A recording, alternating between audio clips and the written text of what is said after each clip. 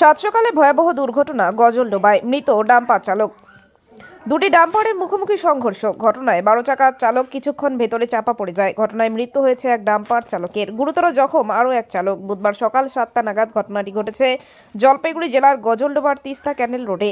স্থানীয় সূত্রে জানা গিয়েছে 6 চাকার একটি ডাম্পার গজলডোবার দিক থেকে শিলিগুড়ি যাচ্ছিল, আর একটি 12 চাকার খালি ডাম্পার শিলিগুড়ির দিক থেকে ওদলাবাড়ি ফিরছিল। সেই সময় ক্যানেল রোডে দুটি ডাম্পারের মুখোমুখি সংঘর্ষ ঘটে। ঘটনাস্থলেই মৃত্যু হয় 12 চাকার ডাম্পার চালকের। গুরুতর জখম অপর ডাম্পার চালককে উদ্ধার করে শিলিগুড়ির একটি নার্সিংহোমে ভর্তি করা হয়েছে। দুর্ঘটনার পর ঘটনাস্থলে পৌঁছায় পুলিশ। দেহটি উদ্ধার করে ময়নাতদন্তের জন্য পাঠানো হয়। ঘটনাটি খতিয়ে দেখছে পুলিশ।